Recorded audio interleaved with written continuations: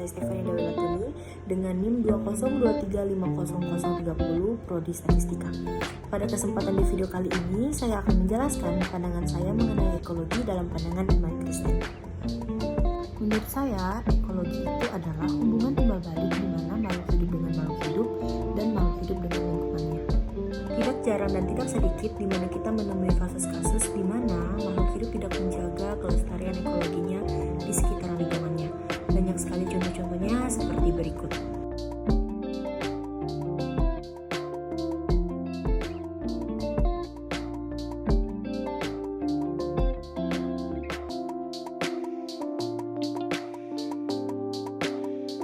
Nah, di video tersebut merupakan video ekologi yang tidak dijaga dengan baik dan akhirnya rusak dan tercemar. Nah, yang menjadi pertanyaan, kenapa sih kita sebagai orang Kristen harus melestarikan lingkungan dan menjaganya? Tanpa kita sadari bahwa kerusakan alam tersebut membawa dampak-dampak negatif seperti pencemaran, kerusakan lingkungan, dan banjir. Menurut saya, sebagai pemuda Kristen, Allah menciptakan langit dan bumi, di mana kita dapat membacanya dalam kitab Kejadian. Allah menciptakan langit dan bumi itu baik adanya. Namun karena kejatuhan manusia dalam dosa yang diakibatkan karena keegoisan dan keserakahan, maka ciptaan Allah menjadi rusak. Oleh karena itu, kita sebagai orang Kristen harus mengingat tanggung jawab kita dalam melestarikan dan menjaga lingkungan tersebut. Pada Kejadian 1 ayat 1-31 dan Kejadian 2 ayat 1-7 tentang Allah menciptakan langit dan bumi dan segala isinya, mulai dari adanya terang dan gelap, tumbuh-tumbuhan, cakrawala, penerang cakrawala seperti bintang, bulan, matahari, kemudian binatang di darat, di laut, dan di udara, dan yang terakhir Allah menciptakan manusia. Pada pasal tersebut, Allah menyatakan bahwa Allah menciptakan bumi sebagai tempat makhluk hidup untuk hidup dan bernafas.